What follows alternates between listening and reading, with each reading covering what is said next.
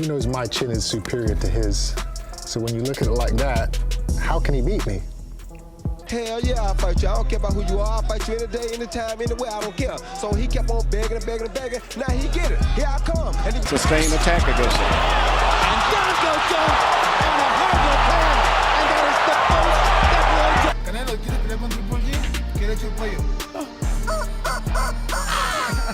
La respuesta de Canelo. To get mine back. And I don't even care about them titles. I'm coming to get mine just cause I'm Roy and I still rule this. Understand? I run this around here, not nobody else. The drama surrounding cocky fighters and the moment their confidence betrays them is as old as combat sports itself. From the instant the gloves touch and the crowd roars, there is an invisible line between belief and arrogance, and crossing it has ended more careers, hype trains, and undefeated records than any single punch ever could. Because in boxing and MMA, confidence can elevate you into a star, but the second it turns into carelessness, the sport has a ruthless way of correcting you. These moments don't arrive slowly. They explode into existence in a single heartbeat, freezing time, silencing arenas, and turning swagger into shock. It always starts the same way. Loose shoulders. Hands dropped just a little too low. A grin that says you don't belong in my ring. Fighters who believe they've already won before the bell even rings tend to forget one brutal truth. The other person across from them only needs one opening. One mistake. 1 second where ego outruns awareness. And when that happens, karma doesn't whisper. It swings. British boxing witnessed this reality in brutal fashion when Chris Eubank Jr. and Liam Smith finally collided in January 2023. The buildup was soaked in disdain.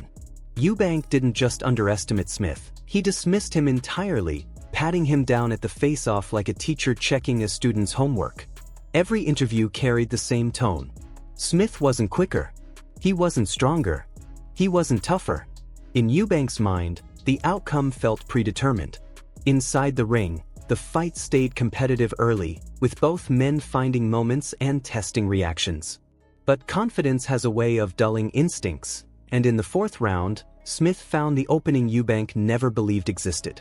A clean shot landed flush, and suddenly the man who carried himself like he was untouchable crumpled to the canvas. When Eubank rose, his legs betrayed him. He moved like someone lost, searching for balance that simply wasn't there. The bravado vanished in seconds, replaced by survival. That single moment rewrote the narrative completely. What looked like domination waiting to happen turned into a reminder that respect isn't optional in boxing. That same lesson echoed halfway across the world when Peter Romancavic faced Brazilian powerhouse Zulu Zinho. On paper, it looked like size and power versus composure. Zulu Zinho tried to overwhelm early, throwing his weight around like intimidation alone could end the fight. But Romancavic stayed calm, measured, unbothered. As the minutes passed, frustration crept in. Zulu began to showboat, baiting reactions, moving slower, sloppier, convinced his presence alone would break his opponent. Instead, he became a stationary target. Roman snapped a sudden kick, followed it with a sharp combination, and the giant collapsed. All that confidence, all that posing, undone by precision and patience. The crowd didn't just witness a knockout. They witnessed the exact moment arrogance slowed a fighter down enough to get punished for it. Sometimes the lesson arrives even faster. Alan Babic stormed into his bout like chaos given human form. Yelling, flexing, promising destruction. He wore the nickname, the Savage, like armor and treated the moment as if the belt already belonged to him. The WBC Bridgerweight title sat within reach, and Babic spoke like a man who believed destiny was obligated to cooperate. But destiny doesn't listen to trash talk. The moment the bell rang, Łukasz Ryzański exploded forward, refusing to give Babic even a second to settle. Pressure poured on instantly. Babic was dropped, got up shaken, and before he could fully recover, the storm returned. Ryzański unleashed everything, and the referee had no choice but to step in. The man who promised chaos learned the hardest way possible that energy without control is a liability. The Savage didn't just lose. He got schooled. For Amir Khan, the stakes were different, but the lesson was just as sharp. After a crushing knockout loss to Canelo Alvarez, Khan disappeared from the ring for the longest break of his career. When he returned in 2018 to face Phil Greco, the questions were relentless. Was he finished? Was his chin gone? Greco didn't just question it, he mocked it, dragging Khan's personal life and family into the build-up. That disrespect lit a fuse. Khan didn't pace himself. He didn't feel things out. He came out like a man determined to erase doubt instantly. 15 seconds was all it took to send Greco crashing to the canvas. When Greco stood up and tried to brush it off, Khan dropped him again. 39 seconds after the opening bell, it was over. All the talk collapsed under raw urgency. Confidence backed by preparation ended the conversation before it even started. Swagger returned to the spotlight when Willie Hutchinson stepped into the ring calling himself Scotland's next sensation. He talked big, moved sharp, and carried himself like the belts were already waiting. Early on, it looked justified. He sliced through the action, landing combinations and controlling the pace. But confidence can turn into autopilot, and Len Clark never stopped walking forward. He absorbed the flash, stayed patient, and waited. In round 5, Clark fired a right hand so clean it wiped the swagger straight off Hutchinson's face. Balance disappeared. Confidence evaporated. Moments later, it was over. The unbeaten hype story turned into a cautionary tale, and Clark stood there with the belts as proof that resilience beats theatrics every time.